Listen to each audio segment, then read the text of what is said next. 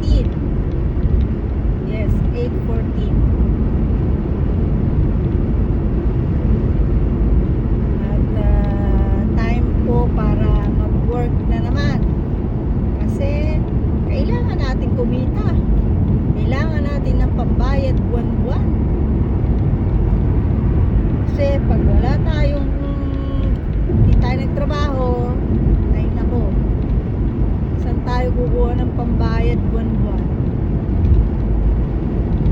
Sa mga ka-subscriber ko po, kababayan na nasa iba't ibang bansa,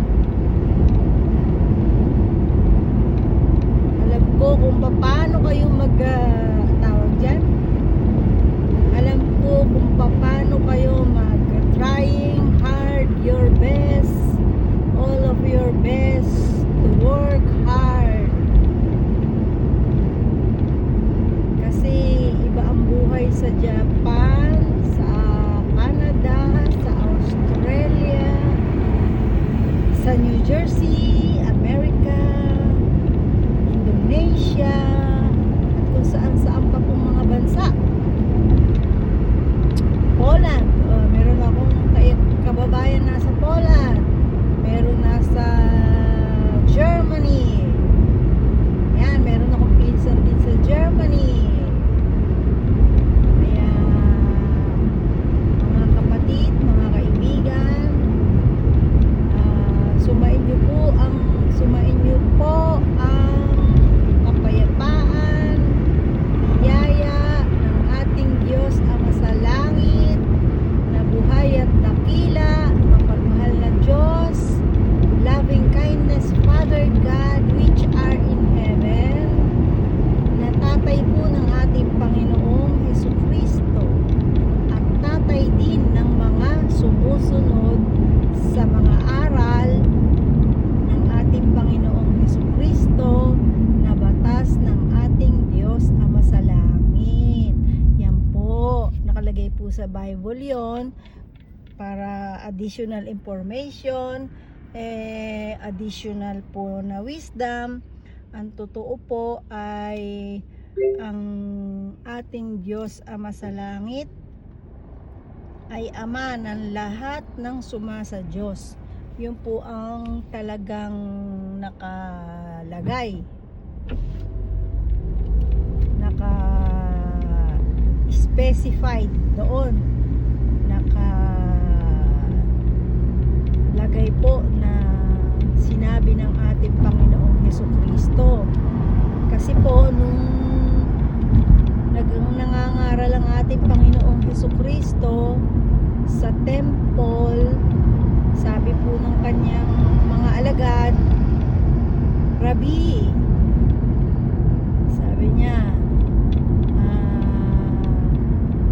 teacher, Rabbi, sabi po, andyan ang iyong mga kapatid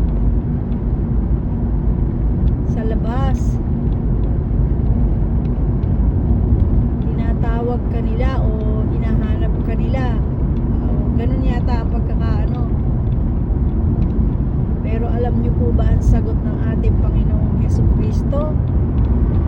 Ang sumusunod sa aking Ama na nasa langit ang siya kong kapatid, ang siya kong magulang, ang siya kong tatay, at siya kong nanay.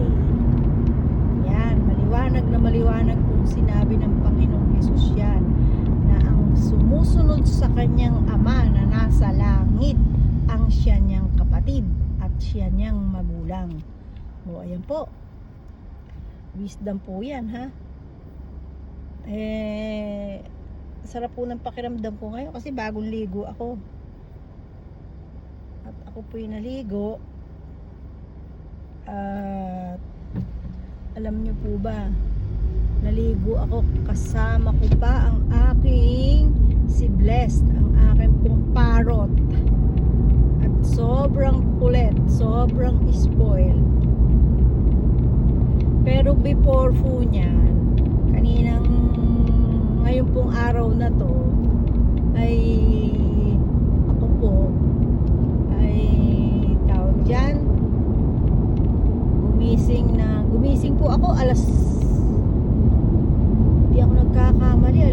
alauna eh. Sanay na po kasi ako sa tulog ko na ano eh. Kasi syempre gising tayo sa gabi. Tapos tulog tayo sa araw. Kaya po gising ako nung alas 12 na. Gising ako nung alas 12, alauna.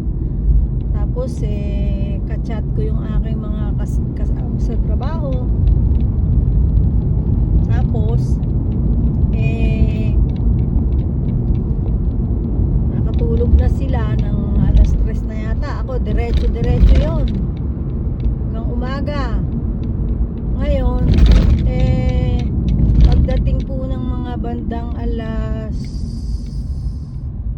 8 kasi pumasok po yung aking border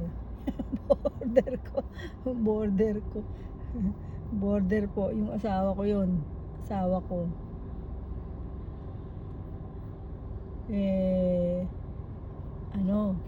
pumasok po siya ng maaga alas 7. Ngayon pagdating po ng alas 8 de syempre libre na kami, para ba yung wala ang pusa naglalaro ang daga, o de yan ano na kami nung aking mga pusa tsaka po nung aking parot. O ede yung dalawa kong pusa, sabi ko po naghanda ako ng pamunas kasi po yung po mga pusa ko na yun, alam nyo mga kaibigan, yung pusa ko na yun sanay po yun ng naliligo simula po nung lumipat kami sa bahay namin ngayon.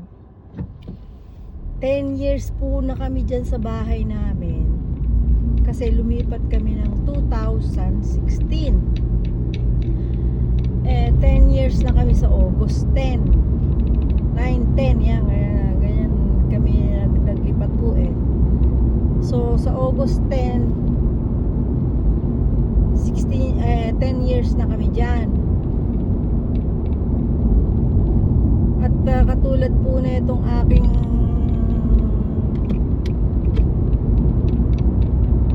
sasakyan, 10 years na rin ito sa akin. Ngayon magkakasabay po yan tapos yung pusa namin na yun, yung dalawa namin pusa, si Chiki at si Tsuna, isang lahi ng Scottish siya, tapos yung isa naman ay American short hair, parang tiger na maliit tiger na maliit. Tapos 10 years na rin silang hindi naliligo. Alam niyo po ba kung bakit? Kasi nga yung border ko sa bahay, abay ayaw pa paliguin sa bahay. Huwag daw paliliguan sa loob ng bathtub, bathroom, doon daw sa labas. Pag naman po mainit, alam niyo po ba pag mainit, naku po, talaga namang napakasakit sa balat. Sabi ko nga po lagi pagka winter, maglilinis ako, mag-aalisin ko yung mga dapat ialisin, tapon yung dapat itapon. Pagdating ng summer, naku, pagdating naman po ng summer, kahit sa loob ng bahay po kasi mainit, hindi ka makagalaw. Kaliligo mo nga lang po, paglabas mo na ng banyo tumatagaktak na pawis mo ganun po. Kaya ngayon 10 years na silang hindi naliligo. Palagi ko namang iniisip na paliguan, kaya lang may mga panahon siguro kalooban na ng Diyos talaga na mapaliguan kanina po. Talagang paglabas ng border ko sa bahay, ay sabi ko sa dalawa, yan, paliliguan ko kayo ha, manda kayo. Inuna ko po yung mas matandang pusa ko, na ngayon yung pusa ko na yon ay 12 years going 13 years na siya, 13 years old. Yun namang isa 11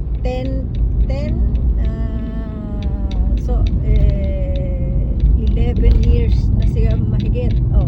Ganun nga, tama, 11 years, 10 and a half or 11 years old na siya, pinakabata, yung aking maliit na tiger.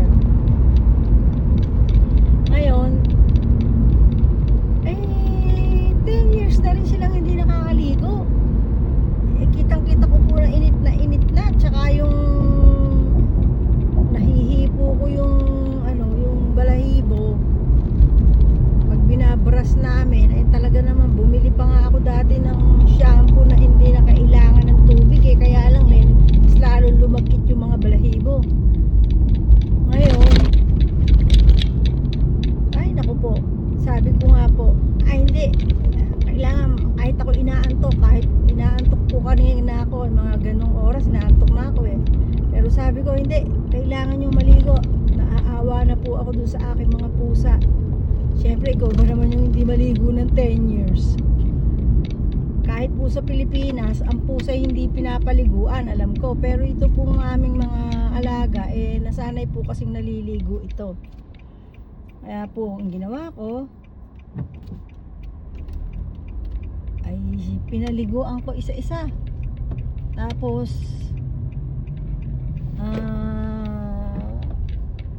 binigyan ko na, pinunasan ko, tapos yung pinunasan ko as is na binilagay ko doon sa bahay nila. Sabi ko sige, diyan kayo magpagulong-gulong. Tapos nung pong sumunod naman yung isa naman, binigyan ko rin siya ng kanya-kanyang pamunas. Pinunasan ko, sabi ko sige, kayo na magpatuloy. Sabi ko patuloy niya na pagpupunas sa katawan nyo, sabi ko pong ganon. Tapos nung medyo binuksan ko na yung aircon. Tapos pagkabukas ko po ng aircon, maya-maya medyo nakita ko naman na natutuyo-tuyo na silang dalawa. Ang ginawa ko po,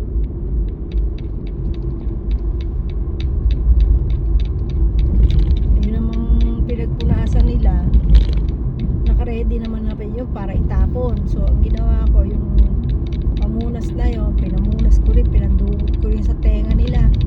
Tapos nilagyan ko, inisprayan ko ng coconut oil ang mga tenga, para kung meron pong mga doon, mga anong mosquito ba doon, o anong yung mga bikin, yung mga bacteria, yun ay mamatay yung bacteria. Ganun po. Tapos yan, yung po pinakamaliit, nung pinapaliguan ko, naku po, lahat ng parte ng banyo natalon niya. Talaga pong ganun yun, simula pa noon, ganun po yung pag pinapaliguan, talagang nagtatatalon talaga siya.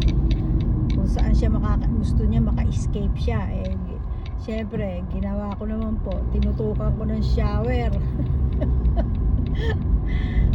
Basang-basa na siya, ala na siya, caught up na siya. Huwag akong antukin, magpapasok pa lang ako. Tapos caught up pa lang siya, yun, tumigil na po. Ayan, sinyapo ko na, sinabong ko na. Ayan, praise God po talaga, napaliguan ko yung dalawa kong pusa. At naaawa na rin ako, ramdam ko yung kanilang sobrang kainit-initan. Kung ako nga po, isang araw lang hindi talaga maligo, talagang init yung pakayang 10 taon. Imagine nyo yung 10 taon. Sige nga kayo, kaya huwag kayo maligo ng 10 taon. 10 taon po silang hindi naliligo. Tapos ito naman pong aking parrot, yung aking si Bless, meron po kasi yung bathroom namin, yung po bang yung steel na mahabang ganyan na parang pinakalagayan po yun ng kortina ng bathroom, ay ng bathtub. Aba, nung una po ay umalis sa ulo ko, nasa kadapo sa ulo ko, sabi ko ganun, doon ka sa taas at si mami ay magpapaligo ng mga unisang mo, mga kuya mo, gano'n. Kasi po babae yung aking parrot mga lalaki yung mga pusa ko. Sabi ko, matatanda sa kanya yun. Sabi ko, yung mga kuya mo, paliliguan ni mami, diyan ka sa taas. Tapos tuwan-tuwa ako habang pinapaliguan ko yung mga unichang niya. Unisan po kasi sa Japanese is kuya. habang pinapaliguan ko po yung mga unichang niya, sabi gano'n. Ang ingay. Sabi ako, ganyan siya rin ganyan. Para po ba sinasabi doon sa mga pusa ko na, kasi nga, nagwawala po yung mga pusa ko kumbaga, umiiwas sa pagpapaligo Para po bang sa ano ko, pinagagalitan niya. Babae talaga no? Pinagagalitan niya. Sinasabi niya, manahimik kayo siya, magtigil kayo siya, pinapaligo ko kayo ni mami, ganyan. Talaga po, nako kung naisip ko nga lang po sana na i-video ko ang cute i-video kasi habang pinapaligo ako, dinadaldalan niya yung mga pusa Sabi niya, ganyan na. Tutuwa pa naman ako sa parrot ko, ang daming klase ng boses ganyan. Kaya po kayo, subukan nyo po mag-alaga kayo ng parrot. Subukan nyo mag-alaga. Yung mga wala pang alaga dyan, nako talaga po, ang galing-galing. At saka may konsuelo. Daig yung mga pusa ko, pag magsasalita lang yung meow, pagka yung sila gutom. Tapos pag marumi toilet nila, tawag. Pero pag tanungin mo, pagkausapin mo, kinikindatan ka lang. Talaga po, kumikindat talaga. Parang pinipikit nila yung mata nila. Parang yun ang pinakasagot nila. Ito pong parrot ko, pag nagsalita ka, sasagot. Sinabi mo, bless. Pit! Talaga mo, maintindihan mo kahit pasabihin mo words ng parrot yun. Talaga po naman sabi ko, tuwan-tuwa ako kaya sabi ko nga kanina, paano yan, bless? Tapos na, pamaya-maya tayo naman na maliligo. Kaya po ngayong hapon, nung nagising na ako, natulog po kasi antok na ako kasi syempre kailangan matulog. Kahit 2 oras kailangan ko makatulog. Tapos po, ayun, natulog ako. Nagising ako mga alas 5, alas 6, ganyan. Tapos gumising na nga ako kasi ang bilis po kasi ng oras Ngayon, ayan na, nung makita na ako, tumakbo na, lumipad na sa ulo ko at talagang ayaw umalis sa ulo ko kahit saan ako magpunta. Mag-toilet ka, mag-ano ka, lahat. Sige na, andyan sa ulo mo. Tapos, naghahanda ako ng mga dadaling ko, naandyan siya sa ulo ko. Tapos hanggang sa, nung maliligo na ako, ayaw po talaga umalis sa ulo ko. Magsha-shampoo na ako, sabi ko, magsha-shampoo na ako. Papalik-balik sa ulo ko, inilalagay ko dun sa barandilya nung dingding sa sampayan ng mga towel. Bumabalik dun sa aking ulo. Sabi ko, ay nako, mababasa ka, magsha-shampoo na mami, sabi mo nun.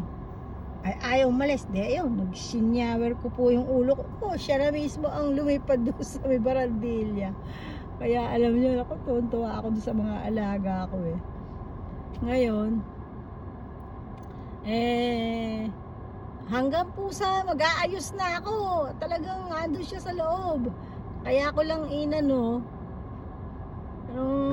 alam niya, maglalagay na ako ng kilay, maglalagay na ako ng alam niyo na, manipis kilay ko, guguhit na ako ng kilay ko. Kung ano-ano yung kinakagat dito sa ko Akala niya siguro, yung buhok ko kasi akala niya baka palayan, kaya panayang kagat dun sa buhok ko. Ginawa ko, binalikan doon sa bahay niya. Sabi ko, doon ka na sa bahay mo gagayak na si mami. Sabi ko, hindi na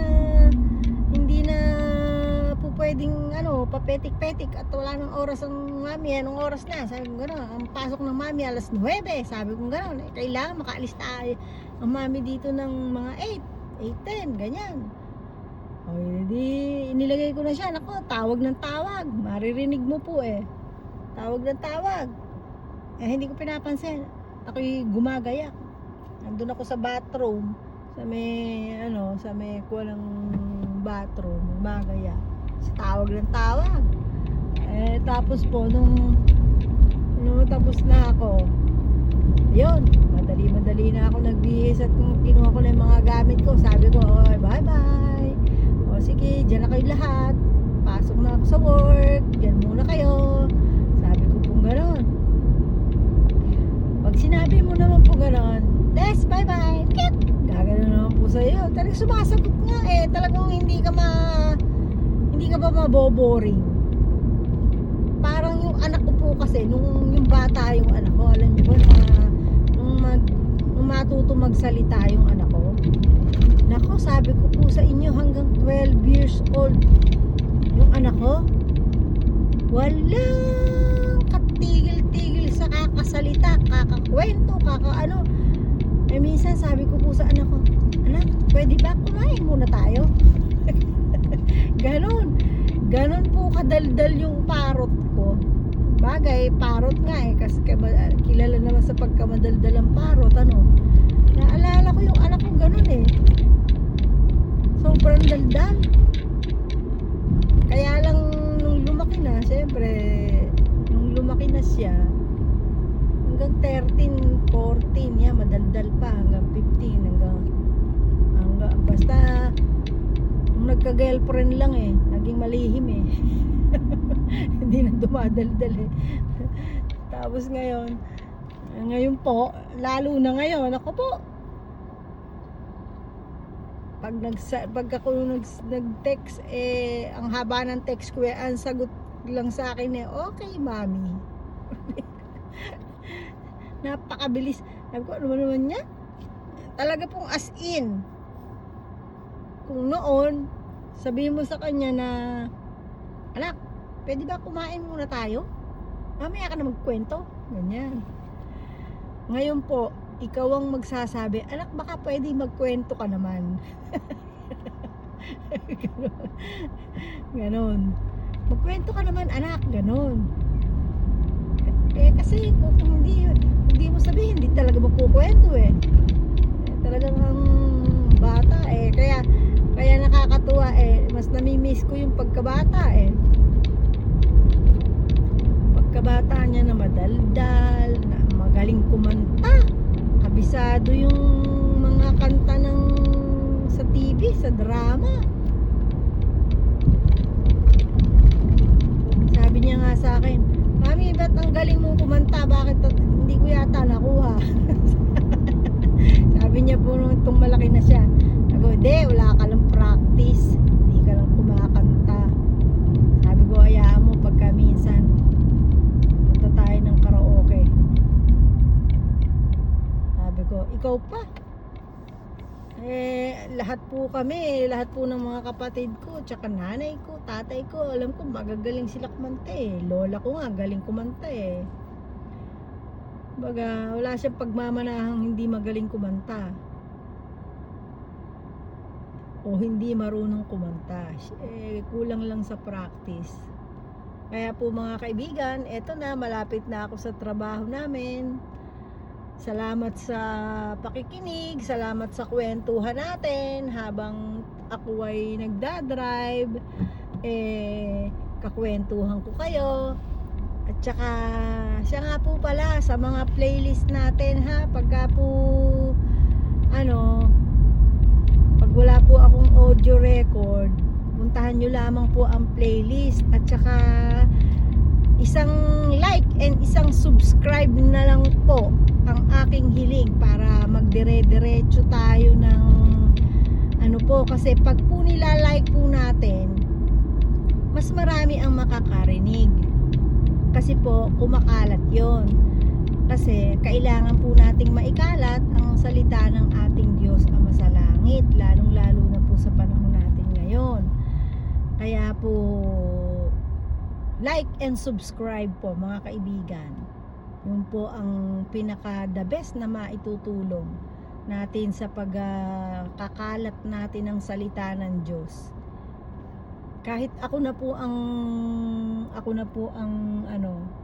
wala pong problema sa gasto sa internet. Basta po yung pinaka request ko lang, i-like nyo po and i-subscribe nyo para po mas marami ang makarinig, marami ang maaral, at saka kasi po yung ating channel ano po siya, talaga pong katotohanan yon, dahil unang-una ako po yung buhay na patutuo ng Diyos sa mga tao, sa atin, sa lahat. Kasi kaya ko nasabing buhay na patutuo, isa po ako sa ever since when I was a child, itinrain na niya ako. Itinrain niya ako as talagang kumbaga na-experience ko lahat ng hirap, kung paano ka maaaral, kung paano ka magiging, bata pa ako, matured na ako matured na yung isip ko. Kaya po itinrain ako ng ating Diyos Ama, bata pa, para sa mga bagay na pagsasalita ng kanyang salita ay maipatutuo po ng makatotohanan. Kasi nga, ako nga po yung kanyang isang buhay na patutuo kung paano siya kumilos sa akin, sa aking buhay, kung paano niya ako pinangalagaan, kung paano niya ako na kahit nakailang bangga na ako ng sasakyan, tumilampon na ako sa malayo pero wala akong kasugat-sugat. Totoo po yun, ha? Grade 4 ako noon. Grade 4 po ako noon. Tumatawid kami ng kaklase ko. Pag sulpot namin doon sa likuran ng truck, may dumarating pala na sasakyan. Pangalan pa ng sasakyan na yan, Harabas Pag sulpot po namin, tatawid na kami, sabay dating ng sasakyan na yun. Ayun, sabi ko nga po sa iyo, tinilampunan ko siguro merong 4 na metro. Ganyan. Pero wala po akong kasugat-sugat. Nagulat nga ako na ano na lang ako sa sarili ko, nandun na ako sa halos 4 na metro mula sa karsada. Kaya po totoo na ang ating Diyos ay aking ipinatututuo sa inyo, na kapag tayo ay sumunod sa Kanya at nagmahal sa Kanya, ipapakita niya ang Kanyang tunay na pagmamahal. Kaya po eto na ako sa aming trabaho, papasok na po ako mga kaibigan. Salamat po sa ating jamming habang ako po ay nagdadrive. Kasama ko kayo sa akin